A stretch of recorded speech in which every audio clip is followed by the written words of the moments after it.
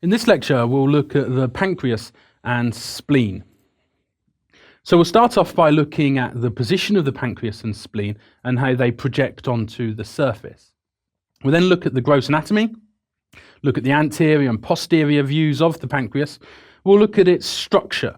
We'll look at the relationship the pancreas has specifically to the superior mesenteric vessels. And then we'll look at the blood supply and its venous drainage. And then towards the end, we'll look at the anatomy of the spleen. But let's concentrate on the pancreas, which is this leaf-shaped accessory digestive gland that is positioned transversely across the posterior abdominal wall.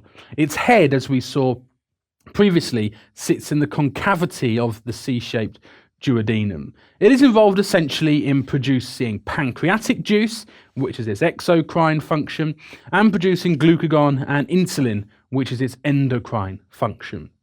So if we look at the surface anatomy, then here on the torso we can see we have the C-shaped duodenum and we have the head of the pancreas sitting in that concavity. We can then have the neck and the body and the tail of the pancreas passing transversely across the abdomen. What we would have and what we can't see here is in the tail of the pancreas, we could have the spleen, which would be positioned over in this left upper quadrant. It's difficult to see the pancreas when we put all the other organs in position because it lies posteriorly. The pancreas is a retroperitoneal organ, and we can actually see that the pancreas would just be around about in this position, deep to the stomach and surrounded intimately via the duodenum. So let's have some key facts about the pancreas. It's an elongated accessory organ of digestion. It's leaf shape. As I've mentioned, its head sits within the concavity of the duodenum and the tail runs up against the hilum of the spleen.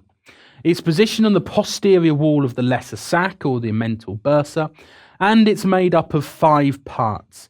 We have a head, sits against the duodenum. We have a neck, a body, and a tail that extend towards the hilum of the spleen. Running inframedially from the head, we have this hook-like process known as the uncinate process. The root of the transverse mesocolon runs along the pancreas's anterior surface. And as I've mentioned, the primary functions of the pancreas are exocrine and endocrine.